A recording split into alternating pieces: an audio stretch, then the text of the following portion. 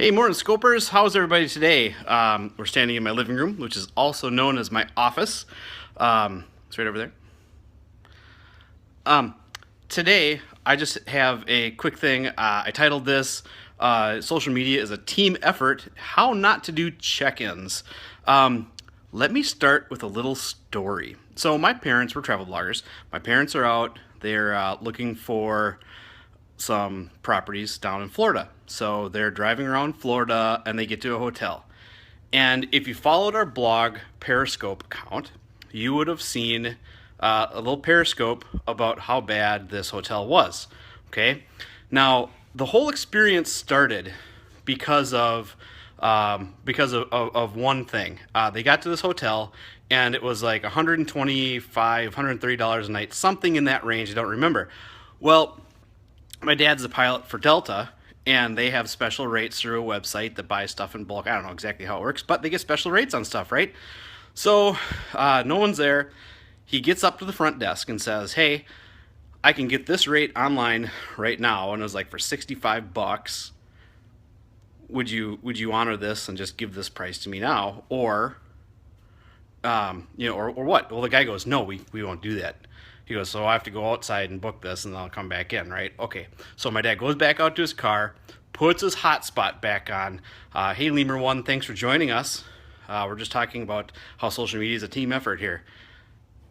Goes and gets his hotspot on, logs on, makes his reservation, has to go back inside to the hotel lobby, and now there's a line, okay?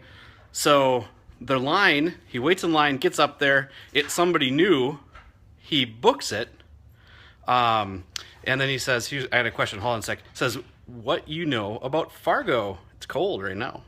Tell you more in a bit. So anyways, he gets it, he books it with a new person that they didn't see the first time, and the person lectures him about not being able to get rewards because he's using a discount site. Now, think about that for a second. You got a customer who's not happy because you really inconvenienced him. You made him wait in line when he didn't have to. You're paying a commission now to a third party that you wouldn't have had to before. The hotel would have just made more money just by booking them straight up. So think of it this way.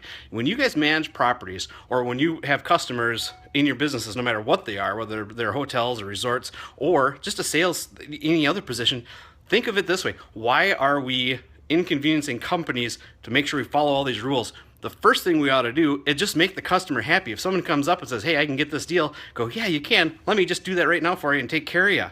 It just makes a lot more sense. But here's where it ties in with the social media. Now, I've dealt with unhappy customers in the past. It just happens. Sometimes things happen you just can't help, and they're unhappy. Hopefully, it's not your fault or my fault, but things happen.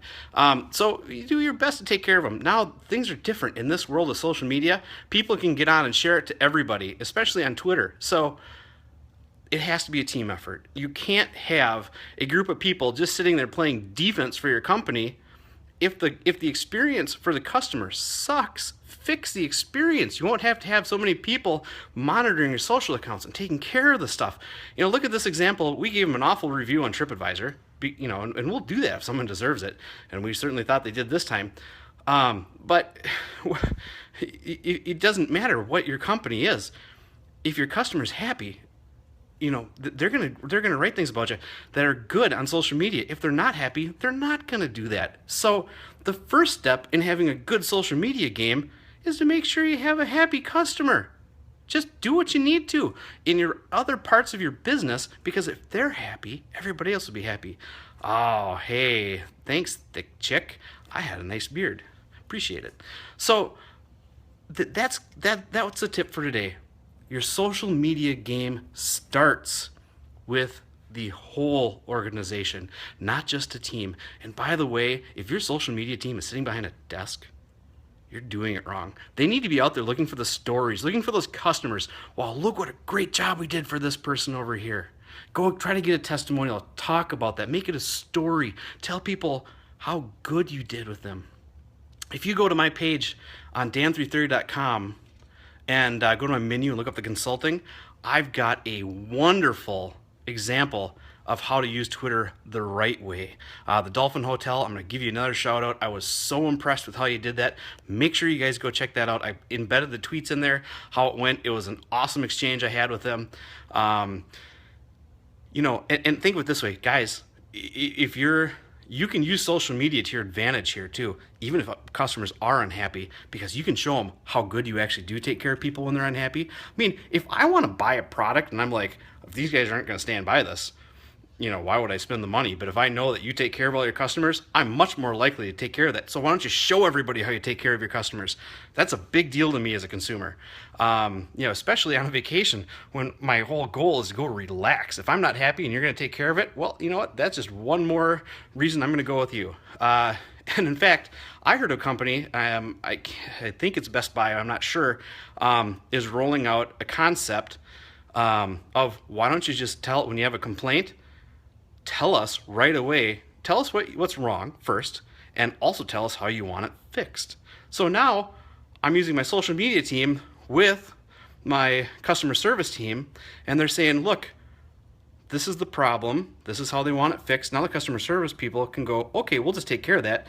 And we're going to make their experience so good that we fix this. So we're just going to call them up and say, hey, saw your complaint, saw what you wanted. We honored that. It's done. Thank you so much. We're sorry you're unhappy.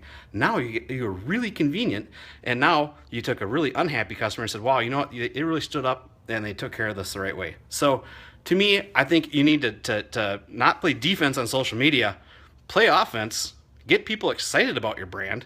Get people excited. Show people how good you are at business and at your company, and tell them how much you do care about customers.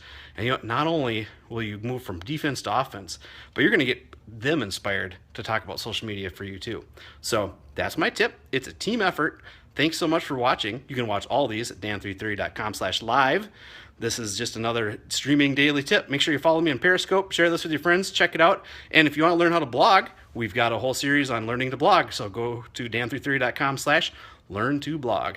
Everybody, have a great day. Bye.